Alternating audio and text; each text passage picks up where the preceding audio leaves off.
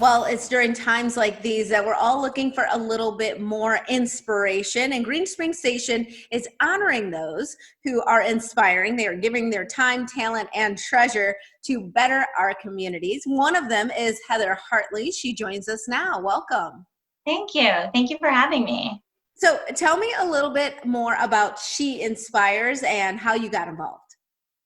So it was just a great opportunity, and obviously She Inspires is showcasing several local charities that are really, I think, full of love. That was the theme, and the whole day when we shot the photographs for the She Inspires campaign was really special, I think, for all of us too, with everything that's going on right now. And it was kind of our last little outing. Mhm. And it really was filled with love. It was a special day that I think each of us will remember more so than maybe we would have. So a little bit of background about the campaign itself. It is really highlighting women in the community who are doing things to better the community, correct?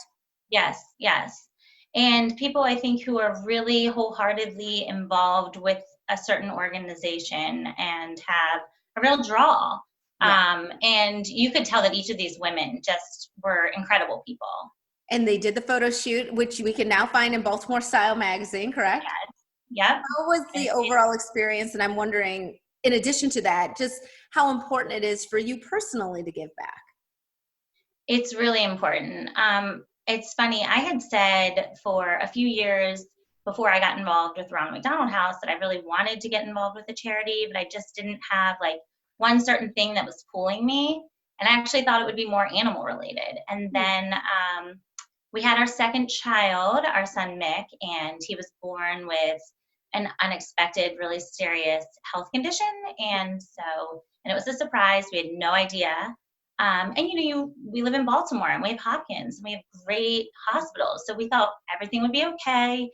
And after about a year and a half of really difficult times and a lot of surgeries and complications, we just knew it was time to go seek care out of state. And that's really scary.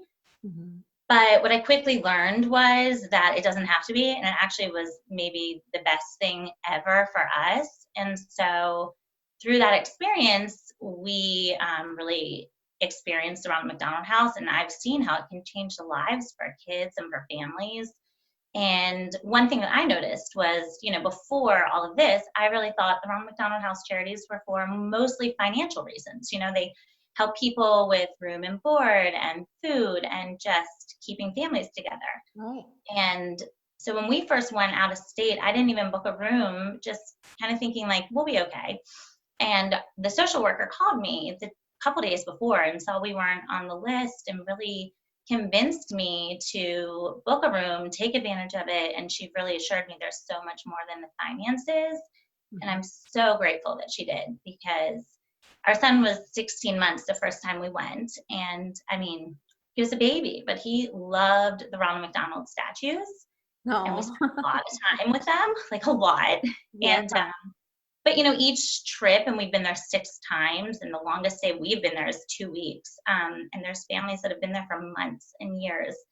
And you're Um, with other families that even if they're not in the exact same situation, they're in something comparable so that yeah, you can yeah, talk you and really support feel each like there's a relatability, and there's people from all walks of life. I mean, I encounter people there that I would never encounter elsewhere, and it's really cool because you have a common ground, and it's really special for the kids. It's So really talk about special. some of the changes that are happening right now at the Ronald McDonald House. Yeah, well, it's been huge. So we got involved because of the one in Ohio. We got involved with the one here, and we got involved a few years ago when they were in the process of starting to build their new house, which the grand opening was just about this time last year, and it was just incredible. So I've got to see the house like come to fruition, and it's amazing. I mean, they serve so many families. They've almost doubled the amount that they can serve now. The new house is 60,000 square feet. It serves 54 families a night. And there's never an empty room. It's really amazing. So they had to turn away a lot of people before, and the women that run that place are just some of the most Yeah, incredible rock people I've ever stars. met. They're full of love.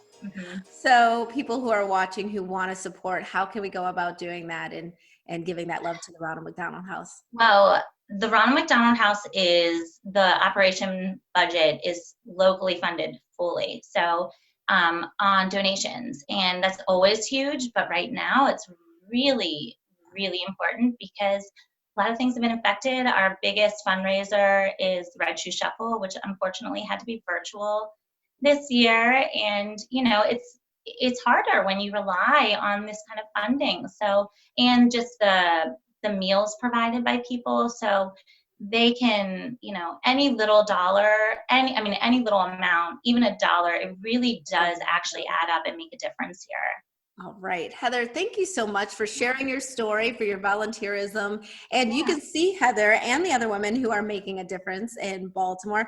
Check out that current issue of Baltimore Style for She Inspires. We'll be right back with more Midday Maryland right after this. Stay tuned.